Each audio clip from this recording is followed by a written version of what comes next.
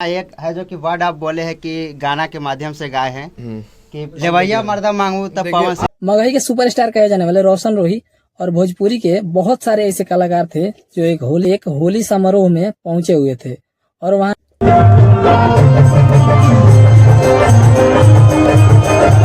जहां पे बहुत सारा होली का गीत बज रहा था और उसी बीच रोशन रोही कुछ मतलब ऐसा गा देते हैं जो कि सुनकर जो कि पवन सिंह के जो भी चाटुकार हैं उनको थोड़ा बुरा लगता है।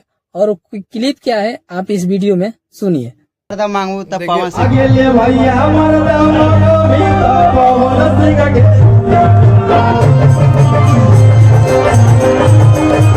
इसी क्लिप के चलते रोशन रोही को इतना ट्रोल कर रहे हैं तो बात ऐसा है कि रोशन रोही कुछ ऐसा बोल दिए हैं जो उनको बोलना नहीं चाहिए। तो भोजपुरी में आम बात है किसी के ऊपर गाना गाना, किसी के ऊपर कुछ बोलना। तो भोजपुरी में जब गाना पे गाना आता है तो रोशन रोही गा दिए, तब उनको इतना ट्रोल कर रहे हैं जो पवन सिंह के चाटुकार जो एक नाम है इनका, आप इनको जानते होंगे, नहीं जानते होंगे तो मैं बता दूं इनका नाम। मतलब कुछ भी बोल देना फेमस होने के लिए ना, कुछ भी उस इंसान से सीखो। शुभम सिंह है, बोलते हैं कि पवन सिंह हमारे बाप हैं, ये अपने आप को पवन सिंह का बेटा बताते हैं। तो बाप को कुछ बोलेगा तो बेटा को तो बुरा लगेगा ही। रोशन रोही को बोल रहे हैं कि छुछुंदर जैसा बाल रंगवाया है, सिंगूर जैसा जो है 4 कलर के बाल रंगवा ले बड़ा आगे से।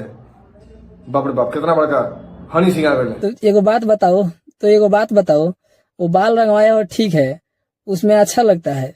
तुम्हारा शकल वैसा है, रंगवा लो। तुम्हारा शकल अगर हो वैसा तो जाओ तुम भी रंगवा लो, तुम भी अच्छा लगोगे। काहे के लिए दूसरों को ट्रोल करते फिर रहे हो? पवन सिंह ये है, पवन से सीखना चाहिए। पवन सिंह क्या दूध के धुले हैं?